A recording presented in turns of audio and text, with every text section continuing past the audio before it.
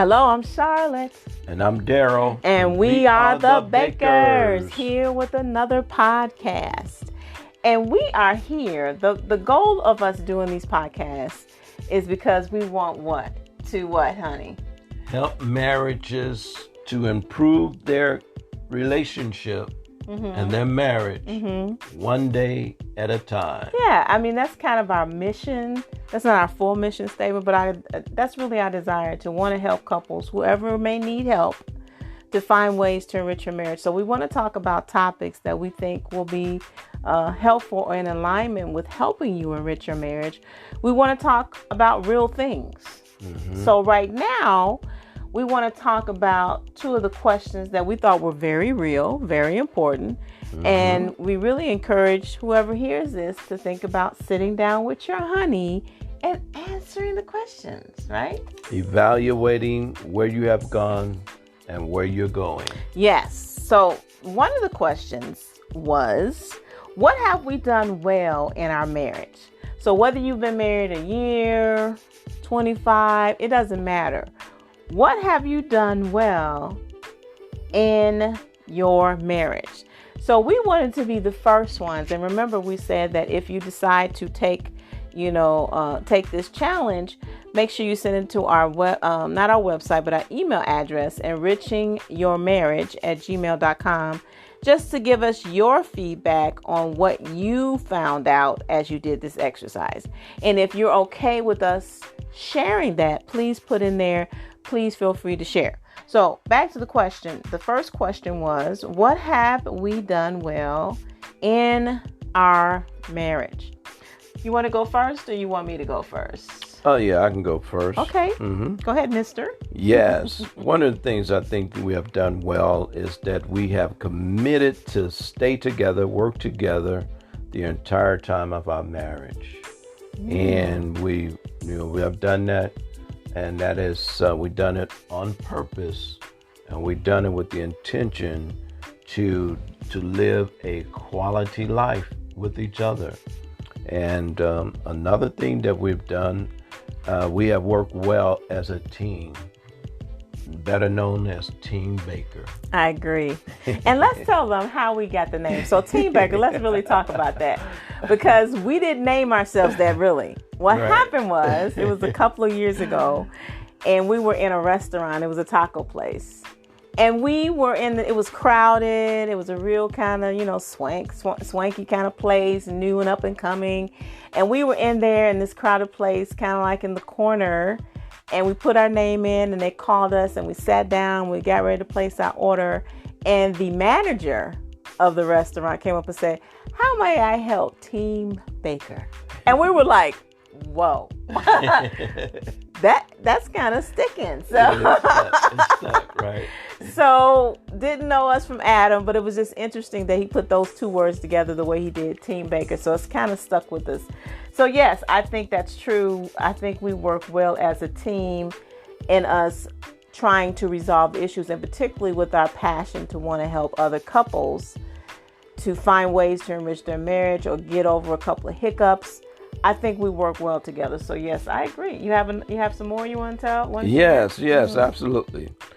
I think we have also worked well together to raise our daughter, to give her a safe environment where she can thrive and grow in. And she basically have been academically astute as well. So that right there is time that we've invested in her life, and to making sure that she's safe, and that we're basically giving her an environment, that's conducive for her future. That's good. What else you got?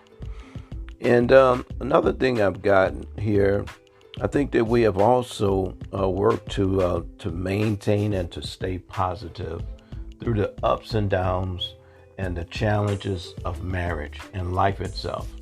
Because you're going to have challenges. There's going to be ups and downs, but it's about how do you deal with it?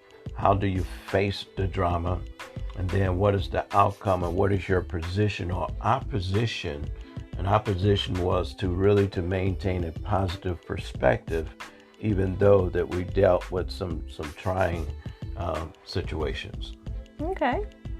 And another thing that I believe that we have done well as well, we have worked together as a team, helping other people spiritually so and naturally so. So that's another aspect that I think we've done well. Mm-hmm. And that's, so what about you? What do you think we've done well together? And remember, we challenged you to do this separately. So we did it separately. So this is what I came up with. So I said we've done well together. Support each other. We do that consistently, I think, very well. We pray for and intercede for each other. I think that is key. Prayer is a key in a marriage to help keep it stable, to help keep it moving, progressing. I think it's very important.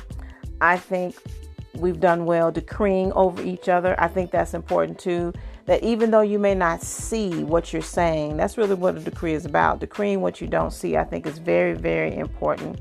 And we also respect each other. I really do respect you, honey. I mean, I think that's important, that you respect your spouse. I know some people say, well, I love him, I don't like him. Well, I don't know how you really can do that. I mean, you have to, you're commanded to love, but I think you should like the person. I can say I genuinely like him.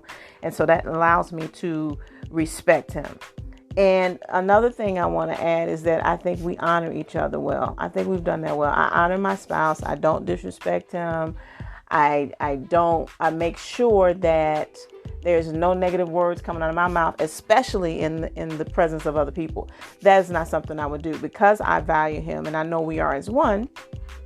I have to honor him. It's not like it's a hard thing. I just don't want to hurt him, because if he hurts, I'm hurt.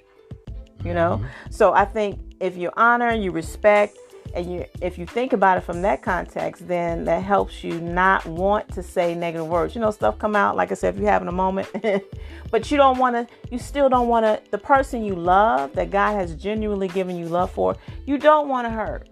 That's right. You don't want to see them feel like, oh, wounded, scarred. That's not, love is not like that. Love is kind. Okay. It's hard to recover from those type of situations. It is.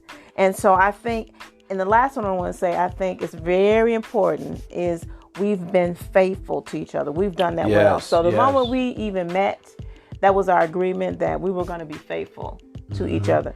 There was no other option.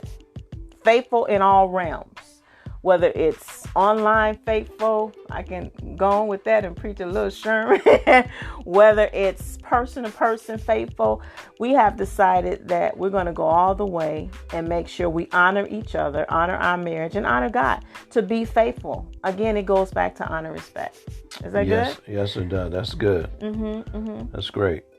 And so the other thing, basically, what was the other question that we had to deal with? The other part of the question was, what have we not done so well? Mm-hmm. So for us, we had a lot more on the other end of the things we felt we've done well. But what we wanted to share was one thing about, over these, we've been married 20 years. So there have been times where we have not done so well. Miscommunication. Yes. We've had miscommunication. It could be because of things we were dealing with, life challenges. There has been anxiety, pressure of things going on. Come on now, let's keep it real. In a marriage, whether it's related to household responsibilities, whether that's bills or whatever, we have had miscommunication because we have been living life, and life has not always, brought about the circumstances that we thought would be like, like always on the high. That's just not reality. But because we honor, because we respect, because we support each other, this is how those other ones come into play. Because we pray and intercede for each other and decree of each other, we were able to get through those miscommunications, and we still do. I mean, at 20 years in, we know each other pretty good, when you say. Oh yeah, we know each other pretty well. But we've had those moments where we say, you know what, that's not what I meant. But again, remember, he's a man, I'm a woman. We do communicate differently, without question. No doubt. We communicate differently. So miscommunication is kind of bound. Yeah, it's bound to happen somewhere. It's just a matter of how you recover from it. What do you think about that? Yeah, it's all about how you deal with it and also correct it. I think one of the parts of really communications, really recovering from miscommunication, is really humility, because humility basically causes you to step back, take some introspection, determine exactly what part of that miscommunication that you paid in, and then try to retract by asking forgiveness and say, well, this is what I really, really meant. And I got emotional at the time because of the fact that I thought we were dealing with the same thing that, that we had discussed previously, that I thought that was resolved. Right. Okay. So now, if that's not the issue, then of course, we're not on that page now. So therefore, will you please forgive me? But let's go back to, what is that you were really trying to say, and maybe I can get a better understanding. So humility, forgiveness, patience, that's part of the attributes that is required, or the characteristics that's required in order to rectify the miscommunication, that you can begin to communicate effectively. What do you think? Yeah, and sometimes a miscommunication has to do with us. It has to do with our gender, and that men have different filters they filter things through, and women, we have different filters. So we can hear things differently, say things differently that may be misconstrued because of our genders. I mean, that's just real. Because he like he just said, he made a key point that sometimes maybe something that was said, he thought it was done, whereas I may still been thinking about it, because we are women who nurture. Sometimes we nurture the good and not so good. So it's interesting that as a man, sometimes they may filter things. They are filtering things through a different lens than we are. So we have to make sure we bring both lenses together so we can see 20/20 and hear clearly what each other is saying. And that does have to do with honor and respect. It also has to do with listening. Really listening. And this is one of the things that we, miscommunication sometimes in the beginning of our marriage. I was listening, but I wasn't listening. Because if you are so eager to get your point across, not out of disrespect, you just want to make sure they understand you, that you're not really listening to what your spouse is saying. Can anybody relate? Okay, if you can relate, you can email us that too. Is anybody out there listening? Can you all hear us? So that can bring about miscommunication. That's my whole point of bringing that example. So just know that as a man, as a woman, make sure you focus on communicating effectively and clearly. And if one doesn't understand the other, that's when you say, wait a minute. Did I hear you correctly? What did you just say? Or this is what I heard you say. You got to decide how you're going to break down that miscommunication wall so that it won't morph into this huge mountain in your marriage. That will be a huge wedge. And it really would have started something that's real small, having to do with our gender differences. Yes. Arguing, if you have contention between you, and then the communication or the level of your speech, it continues to heighten or gets intense, you're really not communicating. That's not communication. You're talking, maybe you are debating, you're arguing, but you're trying to get a point across. I think it's important to really to hear what each other is saying in order to be effective, because communication goes two ways. You talk and then you receive, and then you listen and then you hear. Listening and hearing are two different things. You can hear words, but did you listen? Listen basically allows you to get the interpretation. Hearing basically just calls you to hear sounds so that you can react to sounds. That's good. Okay, so that's important to make sure that you are really listening. All right. And then also making sure that you are diffusing an intense situation when it's unnecessary as well. That's good. So we hope you are taking, advantage of these little nuggets we're putting out there, because our goal again is, our mission is to help couples find ways to enrich their marriage. And so this particular exercise, we hope that you do it or have done it, and you'll be emailing us at enrichingyourmarriage@gmail.com with your responses. You don't have to share all of them, 2 or 3 would be sufficient. And if we can share it with the listening audience, we'll do that on another podcast. Again, check out our website, enrichmymarriage.com, to find out what's going on with us. Also, remember to check out our books on Amazon. Marriage Takes 3.